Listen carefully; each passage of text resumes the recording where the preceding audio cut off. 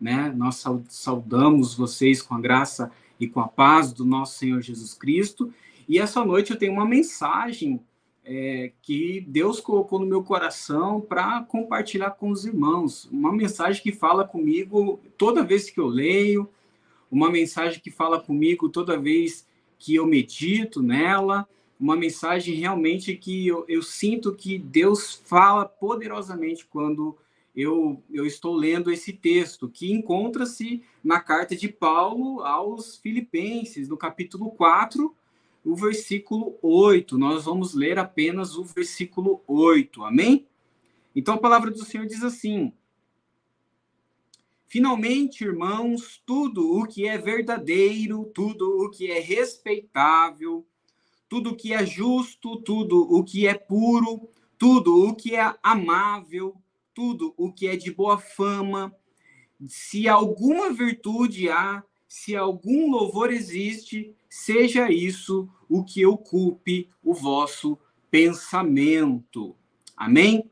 Eu gostaria que o irmão, aí onde o irmão está, os irmãos onde estiverem, feche seus olhos, vamos fazer uma rápida oração neste momento. Pai, em nome de Jesus, nós agora pedimos que o Senhor possa sondar o nosso coração, sondar o coração de cada ouvinte aqui esta noite, e que o Senhor possa falar poderosamente aos corações dos ouvintes, assim como o Senhor falou ao meu coração. Que a paz de Deus, que excede todo entendimento, esteja inundando agora os lares de todos os ouvintes, que o Senhor esteja abençoando as mentes agora para que nós possamos pensar somente nas coisas do alto. É assim que nós queremos estar, consagrando tudo a Ti, no nome santo de Jesus Cristo. Amém e amém. Amém, irmãos? Essa palavra fala muito ao meu coração, porque ela fala sobre um assunto muito, muito atual. Ela fala sobre cultivando uma mente em tempos de adversidade. Uma mente saudável, cultivando uma mente saudável. Fala sobre ansiedade, fala sobre problemas, sobre dificuldades. E a mensagem que Deus preparou para mim, porque ela deve falar primeiro com a gente, é no sentido de que nós não devemos andar ansiosos. Amém? Eu vou contar aqui um pouco do contexto dessa passagem. Bom, o contexto é o seguinte: Paulo estava preso, ele escreveu essa carta aos cristãos de Filipos, da igreja que era conhecida como Filipenses. É uma cidade importante da Macedônia, que fica ali na Grécia, e ele estava mandando essa carta para eles porque ele tinha um carinho especial a esses irmãos, a esses crentes. Um carinho especial, porque mesmo preso, Paulo ainda se preocupava com os irmãos, com a qualidade de vida dos irmãos, com aquilo que os irmãos estavam experimentando, né? Das dificuldades que os irmãos estavam experimentando. E nós sabemos que a Macedônia, a Grécia, naquela época, era um grande ponto, né, de entrada e saída de pessoas, um grande polo econômico, e a igreja de Filipe era uma igreja grande, uma igreja que estava prosperando, que estava crescendo, mas enfrentava grandes desafios quanto à teologia, aquilo que eles estavam aprendendo, tá? Então, a sociedade naquela época, a sociedade romana naquela época, porque Filipos era uma cidade romana na Grécia, né, na Macedônia, era uma sociedade que estava imersa numa cultura pagã, numa cultura cheia de desafios pagãos, cheia de coisas ruins, cheia de costumes ruins, cultura realmente ruim. E ela era influenciada por práticas mundanas, práticas humanas contrárias aos ensinamentos cristãos. Então aí os irmãos conseguem entender os desafios que tem ali o apóstolo Paulo a mandar essa carta. Então a sociedade daquela época buscava prazer a qualquer custo, buscava valorização do poder, buscava prestígio, autoridade, buscavam práticas religiosas deploráveis, ou seja, a sociedade estava imersa em perversidão, tá? Um grande polo, grandes pessoas, um grande trânsito de pessoas, nós vemos grandes dificuldades em manter ali uma fé cristã sadia. E aí os nossos irmãos da igreja de Filipos, eles estavam sofrendo desafios espirituais e culturais por conta disso. Eles tinham que manter os pensamentos cristãos, eles tinham que pensar os pensamentos dele e a conduta deles baseado no cristianismo, nos princípios do evangelho, mas eles lutavam também contra a influência do mundo dentro da igreja ali de Filipos, a influência do mundo que estava pressionando eles. Eles sofriam perseguições e pressões sociais por conta da sua fé. E essas pressões, elas eram influenciadas pelo pensamento grego daquela época, né? Pelo pensamento religioso daquela época. Nós temos dois extremos, que é o estoicismo e uma linha de pensamento chamada Carpe Diem. O estoicismo, ele pregava uma filosofia que você tem que ser resiliente, que você tem que ser forte, aguentar a dureza do mundo, criar um couro duro, ser resistente, o mundo é do jeito que é e não vai melhorar, então você tem que ir lá, correr atrás, fazer. E muitos dos ensinamentos do estoicismo não eram alinhados à fé cristã. E o outro lado, Carpe Diem, dizia que não, que você devia aproveitar o dia, que você deveria aproveitar a vida como se hoje fosse o último dia. Então, nós vemos que o grande problema ali é que as filosofias estavam tentando seduzir aquele povo, estavam tentando entrar na igreja. Mas qual que é o paralelo, então, dessa passagem para os dias de hoje? Tá? Então, aqui eu vejo que a questão é a ansiedade, que hoje nós vivemos numa sociedade ansiosa mais do que qualquer outra época. Né? Eu mesmo sou uma pessoa muito ansiosa, que fica pensando muito no futuro, preocupado, e por isso que Deus fala tanto quando eu leio Filipenses 4. Então, Deus fala muito ao meu coração. E assim como lá no passado, no futuro, hoje, onde nós estamos vivendo nos dias de hoje, a nossa sociedade é uma sociedade ansiosa porque ela é uma sociedade consumista, materialista. Ela atribui mais valor aos bens materiais, mais valor à aparência, sucesso, prazer imediato. E isso tem se permeado em todas as esferas da sociedade. E quando nós, igreja, né, do Senhor, olhamos para essa cultura que nós estamos vivendo, nós nos tornamos mais ansiosos ainda, porque nós queremos nos adequar a essa filosofia de vida, né, a esse modo de vida.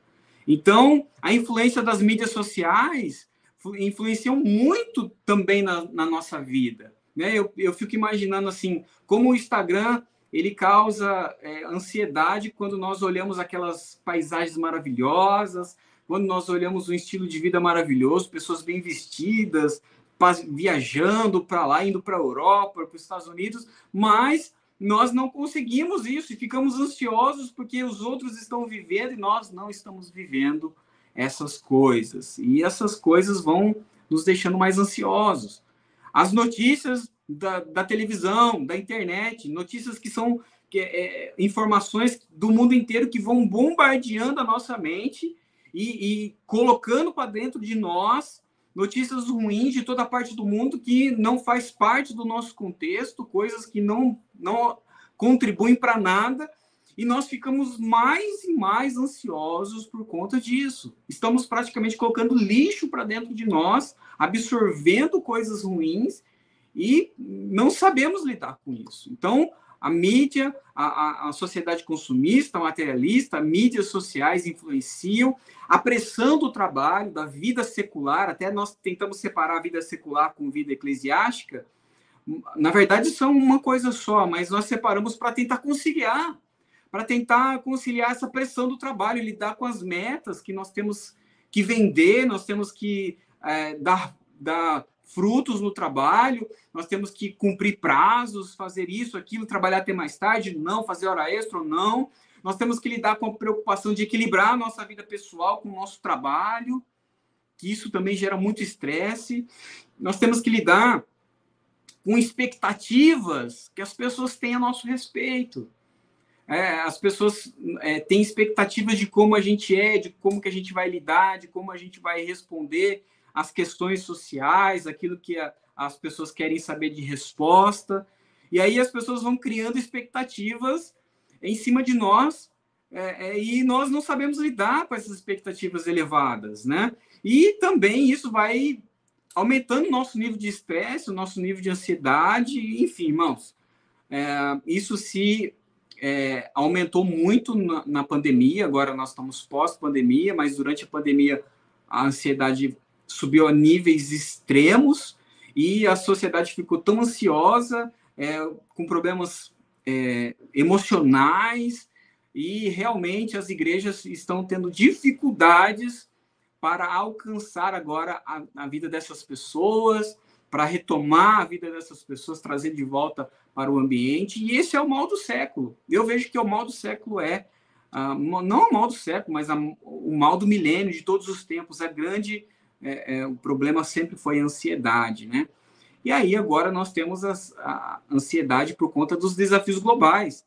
Agora que nós sabemos o que acontece nos Estados Unidos, o que acontece na Europa rapidamente, nós ficamos preocupados com as coisas que estão acontecendo lá. O problema ambiental de lá agora é o nosso problema, a pandemia que pode voltar lá, agora a gente fica ansioso porque pode causar estragos aqui, as crises financeiras e econômicas lá estão chegando aqui rapidamente também.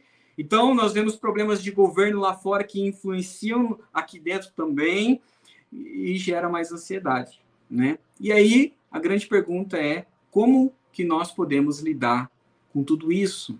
Como? O nosso texto aqui que nós lemos nos ensina algumas lições, tá? Eu quero que os irmãos acompanhem comigo. A exortação de Paulo aqui aos irmãos de Filipos é uma resposta efetiva para esses desafios que eles enfrentaram e que nós estamos enfrentando hoje. Amém? Nós estamos enfrentando esses desafios hoje. E esse texto é uma resposta imediata para isso. Eu quero que você agora fique concentrado comigo. Por quê? Porque ao encorajar os irmãos de Filipos, os filipenses, em pensar em coisas verdadeiras, como a palavra diz, em coisas nobres, em coisas justas, em coisas puras, amáveis, admiráveis, excelentes e louváveis. O apóstolo Paulo, ao encorajar os irmãos a fazerem isso, Paulo estava convidando eles a contrariar as influências daquele tempo. A contrariar as influências da ansiedade, a contrariar a cultura daquele momento. Ou seja, quando nós estamos sendo encorajados pelo apóstolo Paulo a sermos pessoas verdadeiras, a sermos pessoas nobres, a sermos pessoas justas, pessoas puras, amáveis, admiráveis, excelentes, louváveis, tudo isso baseado no cristianismo. Quando nós somos exortados a fazer isso, nós mudamos a forma de pensar. Nós passamos a criar um antídoto dentro de nós contra o mal deste século, deste milênio.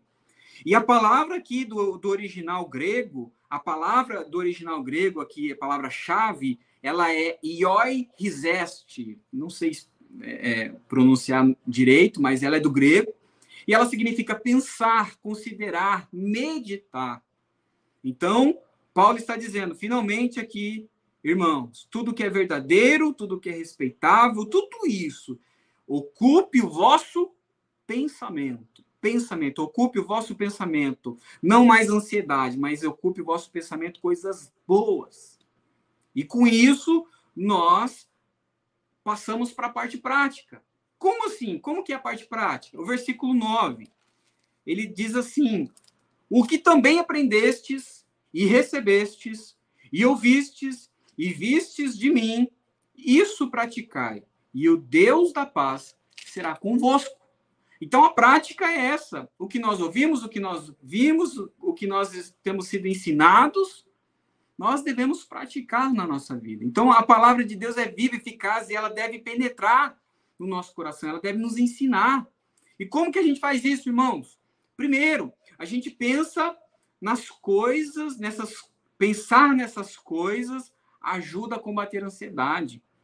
Por meio da oração, das súplicas, nós apresentamos a nossa preocupação a Deus e isso nos ajuda a direcionar a nossa ansiedade, não para nós, não ficar pensando no futuro, mas ajuda a direcionar a ele, a Deus, aquele que tem o controle de todas as coisas, amém? Deus tem o controle de todas as coisas. Então, o versículo 6 diz que nós não devemos andar ansiosos, mas em tudo nós devemos orar, nós devemos suplicar e dar graças a Deus e depositar no altar do Senhor, amém? Depositar no altar do Senhor. Outra forma de isso na prática é pensar nas coisas que Paulo nos ensina para a gente filtrar as informações. O versículo 8, ele está encorajando a gente a pensar em coisas boas, para que a gente não fique pensando em coisas ruins. Tem aquele ditado, né? Um ditado popular que diz que a mente vazia é a oficina do diabo. E eu concordo, porque quando nós não pensamos em nada, quando nós não estamos meditando na palavra, quando nós não estamos lendo a palavra, quando nós não estamos ocupando a nossa mente com coisas boas, nós estamos ocupando com coisas ruins. Então, nós devemos priorizar conteúdos que constroem, que sejam positivos e evitar coisas negativas, irmãos. Nós temos que pensar em coisas que cultivam relacionamentos saudáveis, né? Ir à igreja, estar presente com os irmãos em comunhão, porque isso fomenta coisas boas na nossa vida, relacionamentos saudáveis.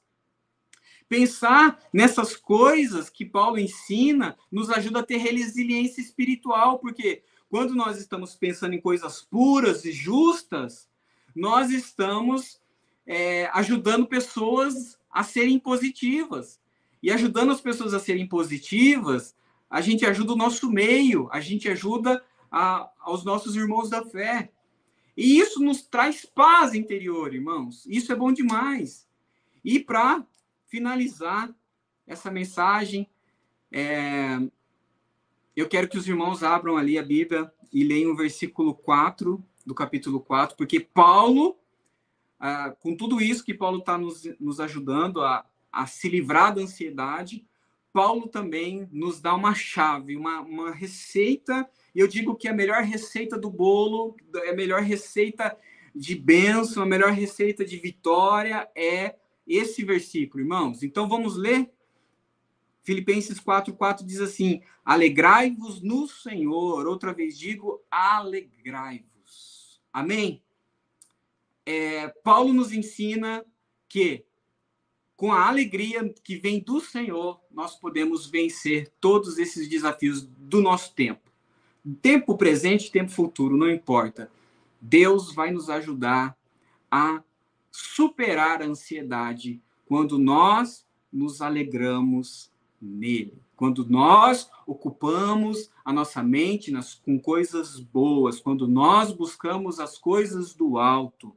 É a alegria do Senhor que nos dá vitória para o crente. É a alegria do Senhor que permeia a vida do crente e nos torna diferentes, porque as pessoas, quando vê que a gente está alegre em dias difíceis, as pessoas querem saber por que você está alegre. O crente alegre, ele não é mais criatura. Por quê? Porque o crente alegre, ele é filho de Deus. E por ser filho de Deus, ele fica alegre. O crente alegre, ele é um crente que no mundo ele tem aflições, mas ele tem bom ânimo, porque Cristo disse que no mundo tereis aflições, mas tem de bom ânimo. E nós vencemos as dificuldades com Cristo. E o crente alegre, ele é alegre porque ele tem Cristo. Em Cristo não há mais condenação, não há mais pecado que vença, não há mais morte que vença, porque Cristo venceu todas as coisas. E por isso nós devemos ser alegres. O crente é alegre porque ele vai morar no céu e ele vai andar sobre ruas de ouro e de prata, porque esses bens têm valor aqui no materialismo, mas no céu, o ouro, a prata não terão valor algum, porque nós seremos mais valiosos que o ouro, que a prata. Por isso que o crente é feliz, por isso que o crente deve ser alegre. E o crente é alegre porque ele é salvo, e porque ele é salvo, ele não vai mais para o inferno, mas agora ele vai viver eternamente com o nosso Senhor Deus. E é por isso que nós somos alegres, irmãos. E é por isso que nós temos que ser alegres. Amém? Que Deus abençoe a sua vida, que você possa ser alegre, que você possa ser feliz e vencer todo o mal que nós estamos vivendo nos dias de hoje, com a alegria do Senhor. Em nome de Jesus, que Deus abençoe e derrame essa alegria sobre todos nós. Amém.